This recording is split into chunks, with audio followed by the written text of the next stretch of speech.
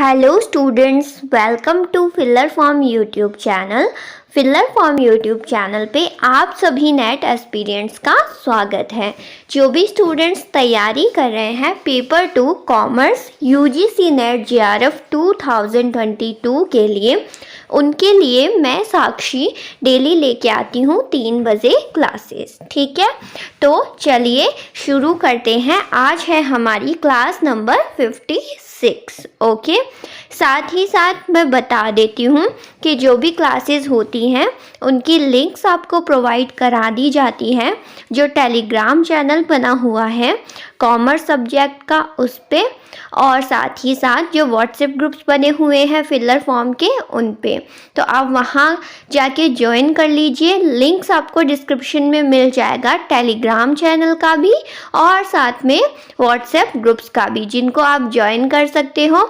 जिससे क्या होगा, आपको टाइम टू टाइम सारी लिंक्स अवेलेबल हो जाएंगी क्लासेस की, और आप बिल्कुल फ्री ऑफ कॉस्ट सारी क्लासेस क्या कर पाओगे, ले पाओगे। ओके, तो करना कुछ नहीं है, बस जो वीडियो देख रहे हैं ना स्टूडेंट्स, लिंक नीचे डिस्क्रिप्शन में है, जाके ज्वाइन हो जाना है आपको। ओके, ताकि आपको सारी अपडेट भी मिलती रहे, जो भी क्लासेस होती हैं उनकी लिंक्स भी आपको मिलती रहे। ठीक है, चलिए अब अगर बात करें तो फिलर फॉर्म के प्लेटफॉर्म पे होती हैं आपकी कुल मिला के ये सारी क्लासेस टाइम टू टाइम चलती है।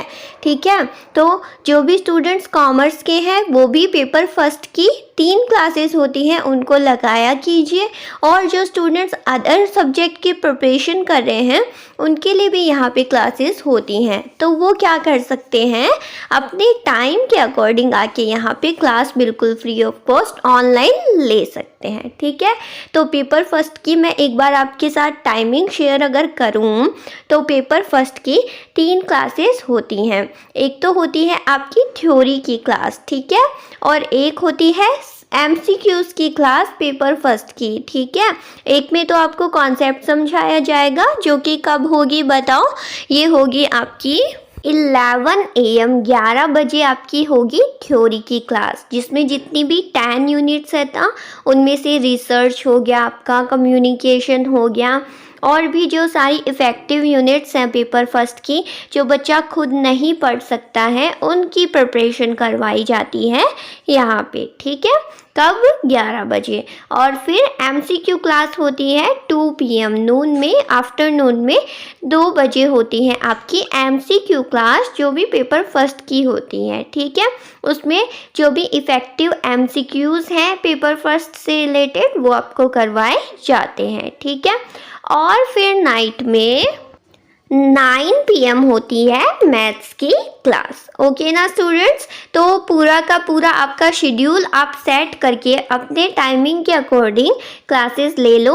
देखो, जो टाइम डिसाइड किए हुए हैं ना, उनके अकॉर्डिंग एक आपको, जैसे हम ऑफलाइन स्टडी करते हैं ना, उसी तरीके से आपका पूरा रूटीन बन जाएगा तैयारी को करने के लिए। ठीक है, तो हम सभी को ज़ोरों शोरों से क्या करना है, तैयारी को अभी कर लेना है। ओके, और बात करें अगर हमारी क्लास की, तो बोलो, वी ऑल आर क्या है, हम सभी बताओ, हम सभी हैं कॉमर्शियन जी। हमारा कॉमर्स से ही नाता है 11 से पोस्ट ग्रेजुएशन तक, और जब अब हम JRF एस्पिरेंट्स हैं तभी भी हमें किससे नाता है हमारा, बोलो, कॉमर्स सब्जेक्ट से। ठीक है, तो अपने आप को एक कॉमर्शियन की तरह ट्रीट करो और लग जाओ सभी के सभी तैयारी में, बिकॉज हमें कॉमर्स में आने वाले पेपर 2 के 100 क्वेश्चंस को क्या करना है, बिल्कुल करेक्ट करना है। ठीक है ना,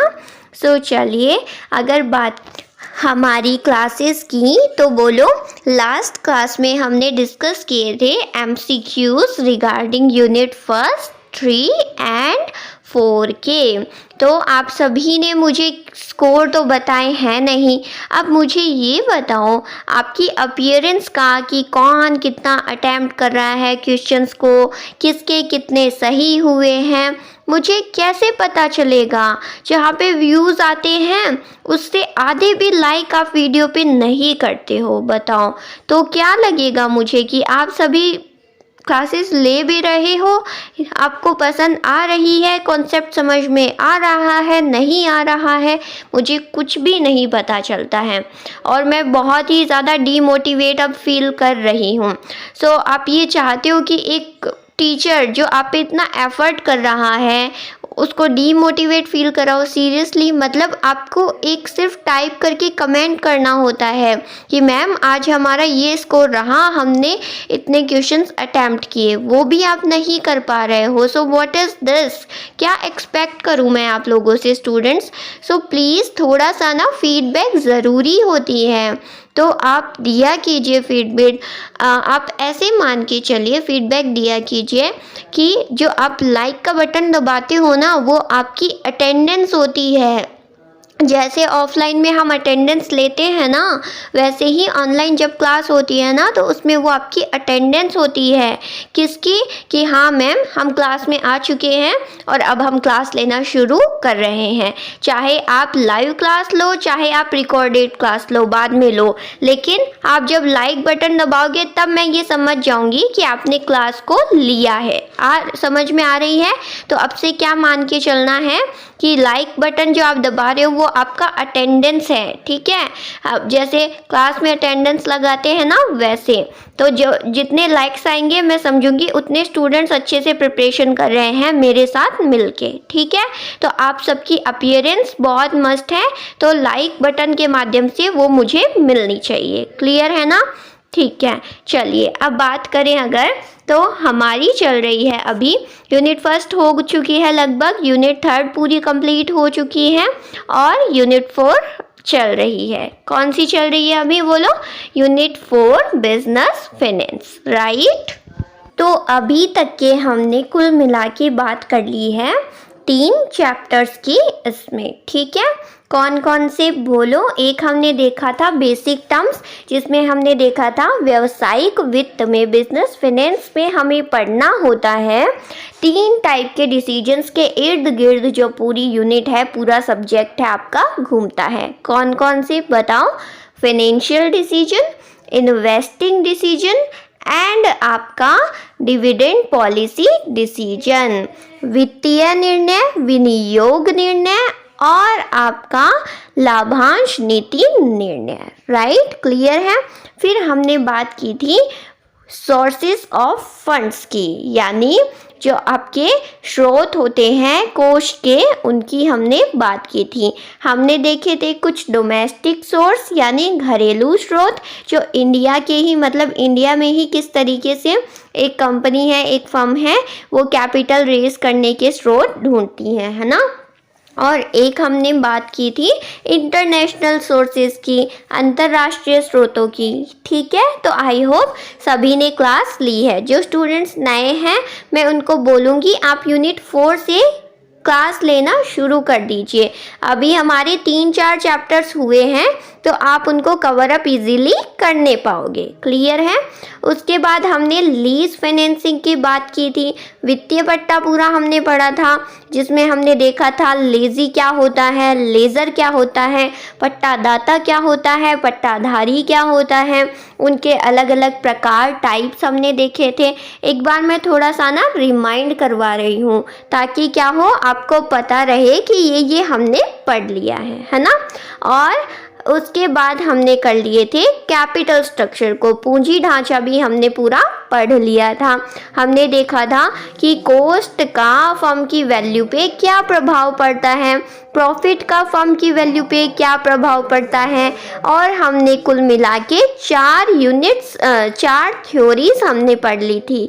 कौन कौन सी बोलो? 4 सिद्धांत कैपिटल स्ट्रक्चर के, पूंजी ढांचा के, NI approach, NOI approach, MM approach, और एक आपकी हमने पढ़ ली थी कौन सी? Traditional approach. 4 अप्रोचेस की हमने बात कर ली थी, ठीक है?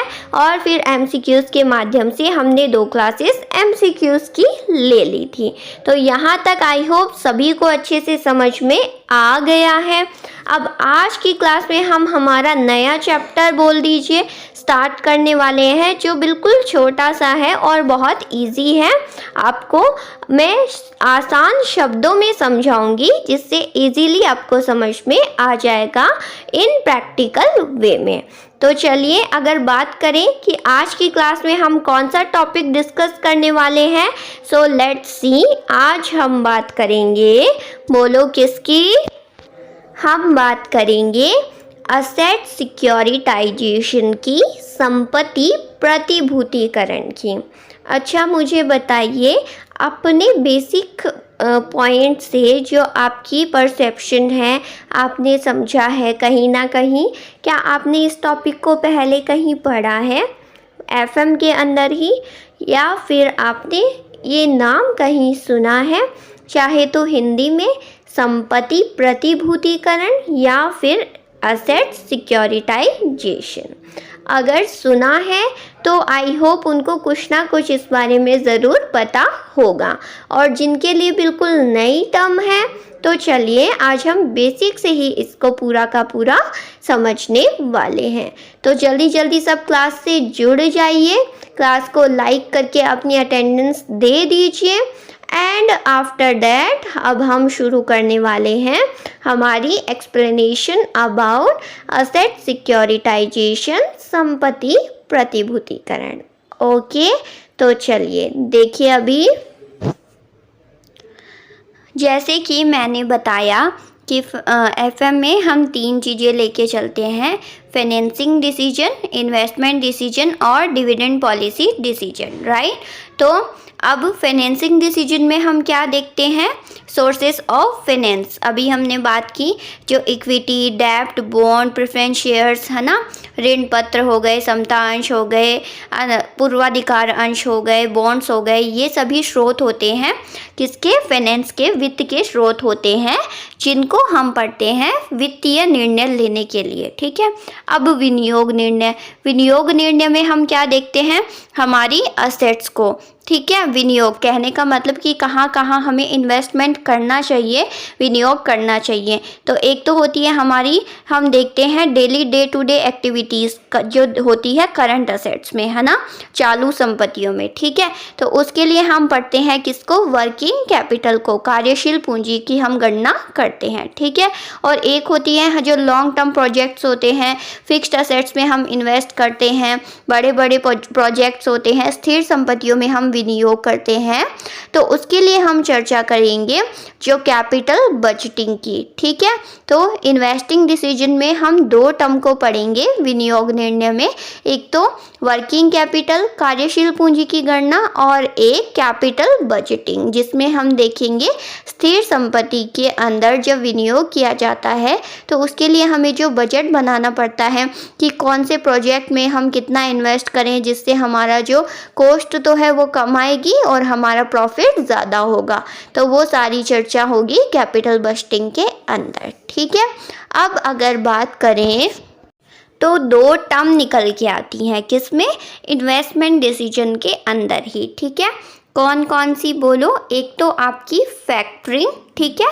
फैक्टरिंग क्या होती है कि जब हम क्या करते हैं, कोई मान लीजिए आपने उधार दिया हुआ है, बहुत विनियोग किया हुआ है, आपने उधार पे स्टॉक है उसको दिया हुआ है, सेल किया हुआ है, क्रेडिट सेल आपने किया हुआ है, ठीक है।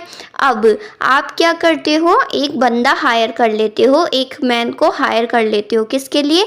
कि वो जो उधार पे दिया हुआ है उसकी रिकवरी कराने के लिए, मतलब बारी बारी से जिसको उधार दिया गया है उसको ये रिमाइंडर देने के लिए कि अब आपकी जो डेट है वो पूरी हो चुकी है, इसके बाद आपको क्या देना है, जो आपने उधार लिया है उसकी रिकवरी देनी है, आपको पैसा देना है, ठीक है।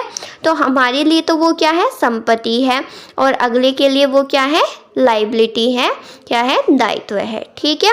तो ये तो टर्म होती है फैक्टरिंग, जिसके अंदर हमने अगर किसी को क्रेडिट पे कुछ दिया है, स्टॉक दिया है, सेल किया है, ठीक है, तो उसके बदले एक मैन को हायर कर दिया जाता है, सिर्फ किसके लिए कि जो उधार पे हमने स्टॉक दिया है, सेल किया है, उसकी रिकवरी कराने के लिए जिसको उधार पे माल दिया गया है उसको रिमाइंडर दिया जाता है, पूरी प्रोसेस की जाती है और रिकवरी के लिए जो भी प्रोसेस होगी उसी को हम बोलेंगे फैक्टरिंग। क्लियर है? फैक्टरिंग अलग है, पर हमें पढ़ना क्या है, हमें तो बात करनी है किसकी, असेट सिक्योरिटाइजेशन की, संपत्ति प्रतिभूतिकरण की, जो बिल्कुल फैक्टरिंग से भिन्न होता है, अलग होता है। दिखने में जब मैं बताऊंगी तो आपको ये एक जैसे लगेंगे, पर इन दोनों में काफ़ी अंतर होता है। ठीक है, तो चलिए अब मैं एक्सप्लेन कर रही हूँ। आप शॉर्ट नोट्स में क्या करना, अपनी जो नोटबुक है उसमें इसको ज़रूर नोट डाउन कर लेना अपने शब्दों में, जिससे जब आप रिवीजन करोगे ना तो आपको बहुत इजीली समझ में आ जाएगा। ओके, तो चलिए पढ़ते हैं। फैक्टरिंग क्या हो गया आप लोग समझ गए। ठीक है, फैक्टरिंग से भिन्न होता है असेट सिक्योरिटाइजेशन, संपत्ति प्रतिभूतिकरण। इसमें होता क्या है, मान लीजिए आपने क्या किया, उधार पे दे दिया क्या, किसी को पैसा। ठीक है, अब देखिए आपके पास पैसा पड़ा है, आपके पास मनी है। ठीक है, अब आप अगर उसको तिजोरी में बंद करके रख दोगे या अपनी जेब में रखोगे तो उससे क्या होगा, उसकी जो अपॉर्चुनिटी कॉस्ट है वो लूज़ हो जाएगी, अवसर लागत। क्यों? एक तो आपके पास जो पैसा है वो ऐसे तिजोरी में पड़ा है। ठीक है, एक अगर आप उस पैसे को क्या करोगे, कहीं पे इन्वेस्ट कर दोगे, उसका विनियोग कर दोगे, निवेश कर दोगे, तो उससे क्या होगा, आपको उसकी क्या मिलेगा, उस पर इंटरेस्ट मिलेगा। ठीक है, तो क्या हो गई, अगर आपने उसको इन्वेस्ट नहीं किया तो उससे आपको क्या देनी पड़ेगी, जो अपॉर्चुनिटी कॉस्ट है वो आ रही है पैसों की, और वही अगर आप निवेश कर दोगे उन पैसों को तो उससे क्या होगा, आपको प्रॉफिट होगा, आपको इंटरेस्ट मिलेगा। ठीक है, तो अब मान लीजिए आपने 10 लाख रुपए निवेश कर दिए। ठीक है, किसी को दे दिए। ठीक है, और उस पे आपका क्या आ रहा है, इंटरेस्ट आ रहा है। ठीक है, अब आपके लिए वो क्या हो गई, फिक्स्ड असेट होगी या फिर लिक्विड असेट होगी। भाई डेटर्स हैं, लॉन्ग टर्म डेटर्स हैं, ये क्या हो गए, लॉन्ग टर्म डेटर्स हो गए। 10 लाख रुपए दे दिए, मान लीजिए 5 साल के लिए, जिसको दिए उसने बोला कि मैं 5 साल तक आपको इंटरेस्ट देता रहूँगा और 5 साल पे आपको 10 लाख के 10 लाख पूरे लौटा दूंगा 5 साल में। ठीक है, तो अब ये क्या हो गए, आपके लॉन्ग टर्म डेटर्स हो गए। ठीक है, लॉन्ग टर्म यानी लंबी अवधि के क्या हो गए, लेनदार। क्या हो गए, लेनदार, देनदार हो गए, वो आपको पैसा देंगे। डेटर्स क्या होते हैं, देनदार, तो वो क्या हो गए, देनदार हो गए, उनसे आपको पैसा लेना है। ठीक है, और आप उनके क्या हो गए, क्रेडिटर्स हो गए। यहाँ तक समझ में आया ना। क्या होता है, मान लीजिए आप लंबी अवधि के लिए किसी को पैसा उधार दे देते हैं, 10 लाख रुपए आपने 5 साल के लिए दे दिए। ठीक है, अब मान लीजिए एक दूसरी साइड आपको क्या करना है, कोई आपको कुछ भी काम आ गया, कोई भी काम हो, चाहे आपको रॉ मटेरियल लेना है, चाहे आपको किसी और चीज़ में विनियोग करना है। ठीक है, पर आपके पास तो कैश तो अवेलेबल है ही नहीं, क्योंकि आपने तो ऑलरेडी जो पैसा है उसको निवेश कर रखा है। आपके पास क्या है, सिर्फ ये है कि हाँ भाई हमने दिया हुआ है उधार पे, उसका सिर्फ ब्याज आ रहा है और 5 साल के बाद हमें मिलेगा 10 लाख। अब मुझे एक बात बताओ, आपको चाहिए अभी है किसी और चीज़ में निवेश करने के लिए पैसा, पर आपको मिलेगा कब, 5 साल के बाद, क्योंकि अभी तो उधार पे दिया हुआ है। अब आप उस डेटर को जाके बोल भी नहीं सकते हो ना कि भाई मुझे अभी दो, वापस दो, मैंने एक बार तुम्हें दे दिया, अब आधा महीना 1 महीना हो गया है तो मुझे 10 लाख वापस दो। वो बोलेगा दिमाग खराब है, मैंने बोला था मैं 5 साल में दूंगा, मतलब 5 साल में दूंगा। तो अब जिसने पैसे उधार दिए वो तो क्या, उसका काम तो अटक जाएगा ना। क्यों? क्योंकि वो किसी और चीज़ में उसके पास पैसे होते हुए भी वो इन्वेस्ट नहीं कर पाएगा। मतलब उसके पास असेट है लेकिन लिक्विडेट असेट नहीं है, है ना, क्योंकि वो क्या दी हुई है, डेटर को दी हुई है, उधार जिसने लिया है उसको दी हुई है, जिसका वो यूज़ नहीं कर सकता है। क्लियर है? तो इसके लिए एक अल्टरनेटिव लाया गया। क्या अल्टरनेटिव लाया गया कि जिसने उधार दिया है वो क्या करेगा, वो इशू करेगा क्या, वो इशू करेगा एक पर्ची, मान लीजिए, ठीक है, एक पर्ची इशू करेगा। जैसे 10 लाख रुपए उसने दिए हैं, ठीक है, वो क्या करेगा, एक पर्ची इशू कर देगा अलग अलग, जैसे शेयर्स इशू करते हैं ना, वैसे ही अलग अलग पर्ची इशू कर देगा। किसको, अलग जो इन्वेस्ट करना चाहते हैं उनको। बोलेगा मेरे पास 10 लाख रुपए हैं लेकिन अभी नहीं है, क्या है, मेरे पास हैं लेकिन दिए हुए हैं लॉन्ग टर्म डेटर्स के रूप में है, ठीक है, तो मैं उसके भी हाफ पे आप लोगों को ये बोल रहा हूँ कि आप ये लो, इनमें इन्वेस्ट करो, जो पर्ची है उसमें इन्वेस्ट करो, बदले में मैं आपको क्या दूंगा, बदले में, मतलब वो डायरेक्ट इन्वेस्टर्स के पास नहीं जाएगा, बीच में क्या होता है, जो इशू करवाएगा ना वो पर्चियाँ, चाहे वो क्या होता है, जो बोलते हैं ना एजेंट, उसके पास जाएगा, बोलेगा कि सर बात ऐसी है, मेरे पास पड़े हैं 10 लाख के डेटर्स, मतलब 10 लाख की मेरी असेट है जो मैंने उधार पे दिए हुए हैं, ठीक है, तो अभी लेकिन वो बोल रहे हैं कि 5 साल बाद हम देंगे वापस सारे रुपए, पर मुझे किसी दूसरे में इन्वेस्ट करना है अभी, तो आप क्या करो ना, मेरे जो 10 लाख हैं उनको क्या करवा दो, आप लिक्विड असेट में कन्वर्ट करवा दो। अब वो एजेंट क्या करेगा, वो बोलेगा ठीक है, तुम मुझे क्या कर दो, सिक्योरिटी दे दो कि भाई मैं 5 साल बाद तुम्हें 10 लाख वापस दे दूंगा। तो अब एजेंट, उधार देने वाला गया एजेंट के पास और दे दिया उसने सिक्योरिटी की, ये डेटर्स की मेरी 10 लाख की सिक्योरिटी है।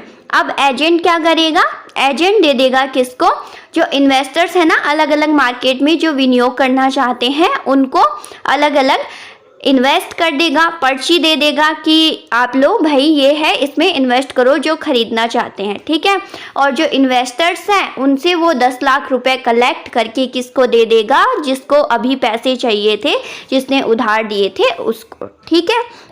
अब 5 साल बाद जब उसे जिसको उधार दिए थे उससे वापस रुपए मिलेगा, वो एजेंट को दे देंगे। एजेंट क्या करेगा, इन्वेस्टर्स को जो भी उनका एज अ डिविडेंड बनता है, जो भी उनका इंटरेस्ट बनता है, वो क्या कर देगा, पे कर देगा, और बाकी जो उसकी फीस होगी वो अपने पास रख लेगा।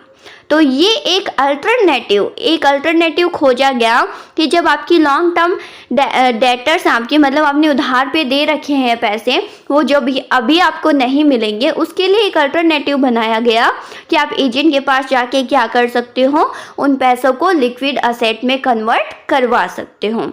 क्लियर है? तो इस पूरी प्रोसेस को ही बोलते हैं असेट का सिक्योरिटाइजेशन करना, संपत्ति का प्रतिभूतिकरण करना। आई होप मैंने बहुत ज़्यादा नॉर्मल वे में, प्रैक्टिकल वे में आपको समझाया है कि जो डेटर्स लॉन्ग टर्म के लिए होते हैं, किसी ने आपको किसी को आपने लॉन्ग टर्म के लिए पैसा उधार दिया है, वो अभी आपको नहीं मिलेगा, 5 साल बाद मिलेगा, लेकिन आपको चाहिए है अभी। आप जाओगे एजेंट के पास, बोलोगे मुझे अभी पैसा चाहिए है, वो अपना इन्वेस्ट करेगा इन्वेस्टर्स में। इन्वेस्टर्स क्या करेंगे, उनमें इन्वेस्ट करेंगे, जो उनको फिर उनसे रुपए कलेक्ट करेंगे, वहाँ से वो दे देगा जिसको चाहिए थे पैसे उसको। फिर 5 साल बाद जब पैसे आएंगे तो उनको क्या करेगा, इन्वेस्टर्स को जो भी डिविडेंड इंटरेस्ट उनका बनता है वो दे देगा, फीस अपनी रख लेगा, बाकी जो है पैसे वापस किसके हो जाएंगे, अब एजेंट के हो जाएंगे, क्योंकि उसे तो पहले ही 10 लाख रुपए मिल गए थे। क्लियर है? आई बात समझ में आपको? अच्छे से डिटेल में मैंने समझा दिया है। अब आइए पढ़ते हैं थोड़ी आगे की चीज़ कि कौन कौन सी पार्टीज इंक्लूड होती हैं जो आपका ये पूरी ट्रांजैक्शन की प्रोसेस होती है उसमें, ठीक है। Parties to the securitization transaction, ठीक है। तो यहाँ पे कुल मिला के 3 primary parties to the securitization process हमने पढ़ा था। 3, मतलब मैं बताऊंगी कौन कौन सी होती हैं। हमने पढ़ा था, एक तो होता है, बोलो, एजेंट, एक जिसने उधार दिया है वो, और एक जिनने इन्वेस्ट किया है वो, ठीक है। तो आइए यहाँ पे कुल मिला के 3 पार्टीज हैं जो इस पूरी प्रक्रिया में होती हैं। पहला है आपका ओरिजिनेटर, ठीक है। अब ये ओरिजिनेटर कौन होता है? It is the owner of the asset. ये कौन होगा? असेट का ऑनर होगा। कहने का मतलब जिसने पैसे उधार दिए हैं, जिसके रियल में 10 लाख रुपए थे, उसको हम बोलेंगे originator. Which is to be securitize, जिसने क्या किया है? सिक्योरिटाइज करवाया है अपना जो उधार देने वाला पैसा है उसको। ठीक है। It may be called the initiator of the process. इसी को हम बोलते हैं, एक जो पूरी प्रक्रिया है ना ये एसेट सिक्योरिटाइजेशन की, इसका बेस कौन है? जिसकी संपत्ति है वही तो इसका क्या होगा? बेस होगा। ठीक है। ये क्या करेगा? अपनी असेट को बेचेगा। बेचने का मतलब जो उसके पास 10 लाख रुपए की असेट है ना, एज किस रूप में बोलो? जो उसने उधार पैसा दिया है वो 5 साल बाद आएगा, उस रूप में जो उसके पास असेट है ना उसको उसने बेच दिया है, ट्रांसफ़र कर दिया है लीगली कि भाई अभी तुम मुझे दे दो, 5 साल बाद तुम ले लेना। ठीक है। And beneficial right and generate the cash from such sale. और उस असेट को उसने सेल करके क्या कर लिया है? लिक्विड असेट में कन्वर्ट करवा लिया है, कैश वहाँ से ले लिया है। आई ना बात समझ में? अब 5 साल के लिए 10 लाख रुपए जिसने उधार दिए हैं उसके लिए तो वो असेट ही हो गई, पर उसे अभी ही चाहिए है। वो क्या करेगा? उस अपनी असेट को बेच देगा और 10 लाख रुपए अभी ही ले लेगा। इस प्रोसेस को हम बोलते हैं असेट सिक्योरिटाइजेशन, जिसमें ओरिजिनेटर पहला पार्टी कौन होता है? ओरिजिनेटर बोलो। ओरिजिनेटर होता है आपका जिसकी संपत्ति होती है, जिसके 10 लाख रुपए हैं, वो होगा ओरिजिनेटर, पहली पार्टी। क्लियर है? अब बात करते हैं दूसरी पार्टी की, जो कि होता है एसपीवी। अब ये कौन होता है? It is the intermediary. ये क्या है? वही एजेंट है, इंटरमीडियरी है, दलाल है, जिसको हमने क्या दिया है? अपनी असेट को बेचा है। To whom the asset are sold. ठीक है। हमारे पास जो असेट थी 10 लाख की, एज ए जो उधार दिया था हमने उस रूप में, वो तो हो गया ओरिजिनेटर।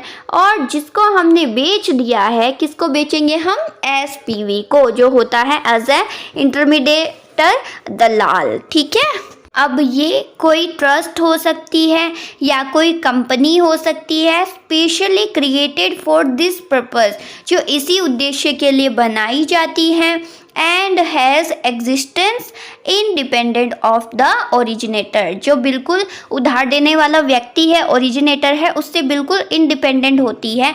मतलब यहाँ पे कितने भी उधार देने वालों की जो असेट है वो आके यहाँ पे एक कंपनी के पास आएगी, और वो कंपनी एज एसपीवी जिसको बोलते हैं, वो क्या करेगी?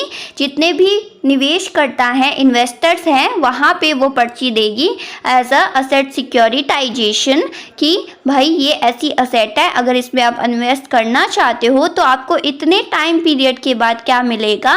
इस पे आपको रिटर्न मिलेगा एज अ डिविडेंड, चाहे इंटरेस्ट। ठीक है। तो आया ना समझ में?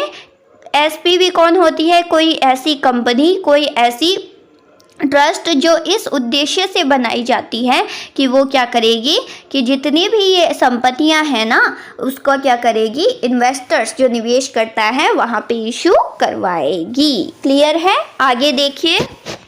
नेक्स्ट है आपका इन्वेस्टर्स। तो एक तो हो गए ओरिजिनेटर, एक हो गया आपका एसपीवी, अब है इन्वेस्टर्स। इन्वेस्टर्स आपको पता ही है कौन होंगे? They buy the instruments issued by the SPV. जो 10 लाख रुपए थे उनके बेस पे जो आपकी एसपीवी है वो इशू करेगी कोई ना कोई इंस्ट्रूमेंट। उसको जब कोई खरीदेंगे, उस पे जो कोई निवेश करेंगे, वही क्या होंगे? इन्वेस्टर्स होंगे, विनियोगकर्ता होंगे। क्लियर है? देखिए, अब जो इन्वेस्टर्स हैं ना, मे बी इंडिविजुअल्स, वो कोई एक व्यक्ति भी हो सकते हैं, और इंस्टीट्यूशनल कोई संस्था भी हो सकती है, जैसे म्यूचुअल फंड्स हो गए, बैंक हो गए, ईटीसी। कोई भी इन्वेस्ट कर सकता है ऐसे इंस्ट्रूमेंट्स में। ठीक है। When investors bye the instruments, जब जो निवेश करता है वो ऐसी इंस्ट्रूमेंट्स को क्या करेंगे? खरीदेंगे। they acquire participating interest in the total pool of receivables। तो वो ये सब जांच पड़ताल करके खरीदेंगे कि भाई जब हम इनमें विनियोग कर रहे हैं तो उनसे हमें कितनी प्राप्ति होगी, कितनी रिटर्न मिलेगी एज अ डिविडेंड, इंटरेस्ट या अदर, ठीक है ना। तो उस बेसिस पे क्या करेंगे, उन इंस्ट्रूमेंट में कोई भी जो विनियोग करता है वो विनियोग करेगा, ठीक है। तो इस पूरी प्रोसेस में जो संपत्ति के प्रतिभूतिकरण की प्रक्रिया है, असेट सिक्योरिटाइजेशन की प्रोसेस है, इसमें कुल मिला के 3 पार्टीज होती हैं। एक आपका ओरिजिनेटर जो क्या करता है, जिसकी खुद की संपत्ति होती है। दूसरा कौन बोलो, एसपीवी जो कोई एक कंपनी या ट्रस्ट होती है जो क्या करती है, अपने इंस्ट्रूमेंट्स को इशू करती है अब बदले में सिक्योरिटी लेके, ठीक है। और फिर इन्वेस्टर्स कौन होते हैं, जो विनियोग करते हैं ऐसे इंस्ट्रूमेंट में और बदले में चाहते हैं कुछ ना कुछ रिटर्न, कुछ ना कुछ रिसीवेबल अमाउंट। क्लियर है यहाँ तक कि क्या होता है असेट सिक्योरिटाइजेशन, क्या होती हैं उसकी पार्टीज, क्या होती है पूरी प्रक्रिया संपत्ति के प्रतिभूतिकरण की, ठीक है। अब आइए ब्रीफ में एज ए चार्ट अगर हम देखें तो यहाँ पे पहले कौन है, ओरिजिनेटर है, जो कौन है, असेट का ऑनर है। अब यहाँ पे कौन सी संपत्ति की बात हो रही है वो मैंने आपको डिटेल में समझा दिया है, ठीक है। अब उसने क्या किए, उसने उधार दिए पैसे, ठीक है, लोन पे दिए उसने पैसे, किसको, किसी भी रिसीवेबल को, ठीक है। तो उधार प्राप्तकर्ता कौन है, रिसीवेबल है, और उसकी क्या है, वो दायित्व है कि वो 5 साल बाद 10 लाख रुपयों का भुगतान कर देगा, ठीक है। अब ये ओरिजिनेटर की क्या हो गई, असेट हो गई, और रिसीवेबल की क्या हो गई, लाइबिलिटी हो गई, ठीक है। अब ओरिजिनेटर क्या करेगा, अपनी जो असेट है उसको सेल करेगा, किसको, स्पेशल पर्पज व्हीकल एसपीवी, जो क्या हो सकती है, कोई भी एजेंसी या फिर कंपनी हो सकती है, उसको क्या करेगा, उसको सेल कर देगा अपनी संपत्ति को, एसपीवी को। अब एसपीवी क्या करेगी, इशू कर देगी जो 10 लाख रुपए है ना, उसके इंस्ट्रूमेंट को बना के, असेट बैक्ड सिक्योरिटीज़ हो गई, ठीक है, उनमें इशू कर देगी, किसको, इन्वेस्टर्स को। अब इन्वेस्टर्स क्या करेंगे, उन सिक्योरिटीज़ में प्रतिभूतियों में निवेश करेंगे और बदले में जब उनको खरीदेंगे तो पेमेंट करेंगे, किसको, एसपीवी को। अब एसपीवी क्या करेगा, वो उस पेमेंट को एज ए कैश किसको दे देगा, जिसको अभी करंट में पैसे चाहिए थे असेट के बदले में, ओरिजिनेटर को पैसे दे देगा, पेमेंट दे देगा, ठीक है। ये पूरी प्रोसेस होती है संपत्ति के प्रतिभूतिकरण की। अब जब 5 साल बाद पैसा आएगा ना रिसीवेबल से, तो उस पे किसका राइट होगा, अधिकार होगा, जो असेट का ऑनर है उसका नहीं होगा, एसपीवी का अधिकार होगा, क्योंकि ऑनर ने तो असेट को किसको बेच दिया है, एसपीवी को बेच दिया है।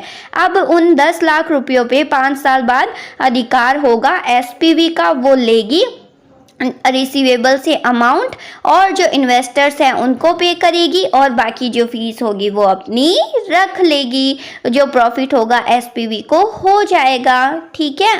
ये पूरी प्रोसेस होती है असेट सिक्योरिटाइजेशन की, संपत्ति के प्रतिभूतिकरण की, ठीक है। अगर आप थ्योरेटिकली इसको पढ़ने बैठोगे तो पूरा ऊपर से जाएगा, ठीक है, इसलिए मैं थ्योरेटिकली नोट्स कुछ भी नहीं लेके आई हूँ, मैंने चार्ट से आपको समझा दिया है, प्रैक्टिकल वे में आपको एक्सप्लेन कर दिया है। अब आप किस तरीके से इसको अपनी नोटबुक में लिखना चाहते हो वो आप अपनी लैंग्वेज में, भाषा में अपनी नोटबुक में लिख सकते हो। मेरा काम तो आपको टॉपिक को अच्छे से समझाना, आपके माइंड में उसको ओवरव्यू करना, ना कि सिर्फ मैं आपको नोट्स दे दूँगी, आप उनको पढ़ते रह जाओगे, कुछ समझ नहीं आएगा। इसलिए मैंने आपको इजी वे में बहुत एक्सप्लेन कर दिया है अच्छे से, ठीक है ना। तो थोड़ा ध्यान में रखिएगा और अब ज़ोरों शोरों से स्टडी शुरू कर दीजिए। आपका गोल सेट है JRF, तो उसके लिए प्लानिंग बनाइए एंड अपने कार्य को शुरू कीजिए। गेट टू वर्क, अपने कार्य में लग जाइए, उस पे टिके रहिए, स्टिक टू इट, उस पे टिके रहना है आपको। और जब फॉर्म निकलेंगे, फॉर्म फिल करके और एग्ज़ाम में अपीयर होके 100 के 100 क्वेश्चन अटैम्प्ट करके, वैसे कुल मिला के 150 आते हैं, पर पेपर 2 की अगर बात करें तो कॉमर्स के 100 क्वेश्चन अटैम्प्ट करके आपको क्या करना है, अपने गोल को, उद्देश्य को अचीव कर लेना है, right. We all want JRF। तो ज़्यादा से ज़्यादा लर्न कीजिए, फोकस कीजिए सीखने पे, अपने नॉलेज को एनहेंस करने पे, ज्ञान को बढ़ाने पे, क्योंकि अगर आप सीखोगे तो दूसरों को भी ज़्यादा सिखा पाओगे, ठीक है।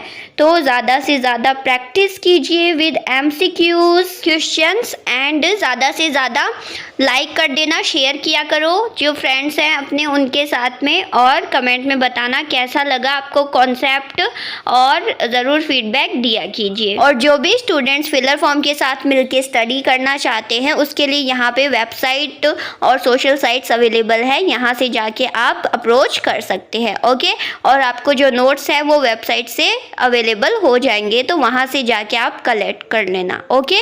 आज की क्लास में सिर्फ इतना ही, कल मिलते हैं नेक्स्ट क्लास में। तब तक के लिए thank you so much, bye, take care, keep preparing.